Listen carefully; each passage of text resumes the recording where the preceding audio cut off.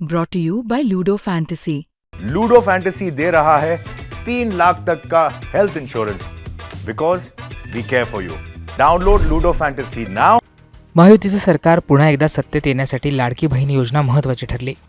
मोठ्या प्रमाणावर महिलांची मतं ही महायुतीच्या पारड्यात पडली। असं असलं तरी आता लाडकी बहीण योजनेचे पैसे महिलांच्या खात्यावर टाकण्यासाठी सरकारला कसरत करावी लागते।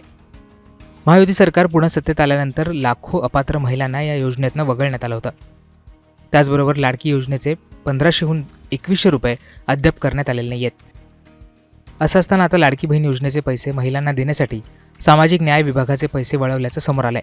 सामाजिक न्याय विभागाचा निधी वळवण्यात आलाय। आदिवासी विभागाचे 335 कोटी तर अनुसूचित जाती विभागाचे 410 कोटी रुपये लाडकी बहीण योजनेसाठी वळवल्याचं आता समोर आलंय।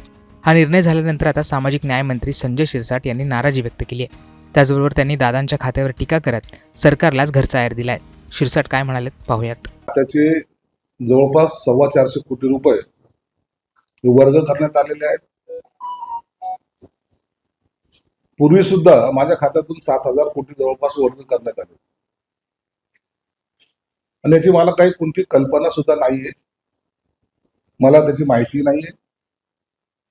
परंतु जर सामाजिक खात्याची जर आवश्यकता नसेल किंवा त्या खात्यामध्ये पैसे खर्च करायचे नसतील, ते खातं बंद केलं तरी चालेल। कशासाठी पाहिजे?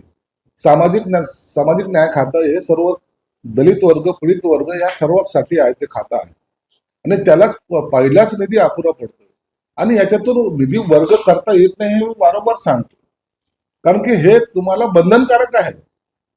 याच्यातून तुम्हाला निधी कट करता येत नाही, पण तरीही जर असा निर्णय होत असेल तर त्याची मला कल्पना नाही। परंतु निश्चितच मी या बाबतीमध्ये मुख्यमंत्री साहेबांशी चर्चा करेन। आता ह्याला अन्याय म्हणा किंवा का केला कट याबद्दलची मला कल्पना नाहीये, परंतु मुख्यमंत्री साहेबांशी जरूर त्यांच्या कानावर या गोष्टी टाकेल की हे असं करणं मला वाटतं कायदेशीर नाहीये। परंतु फायनान्स डिपार्टमेंट आहे ना, ते आपली जी मनमानी चालवतं, त्यांना जे वाटतं ते खरं, ते कायद्यात बसतं असं जे काय दाखवत आहेत दरवेळेला, ते चुकीचं आहे आणि याला माझा विरोध आहे। सहन करायची एक लिमिट असते, मर्यादा असते आणि यापेक्षाही जास्त जर तुम्ही करत असाल तर मला तर वाटतं की सरळ सर्वच निधी एकदा कट करून टाका ना। कशाला पाहिजे मुलांना शिष्यवृत्ती, कशाला पाहिजे मुलांना हॉस्टेल, कशाला पाहिजे त्या सर्वांना पुन्हा आणायचं? खातच नसलं तर ते चालतं।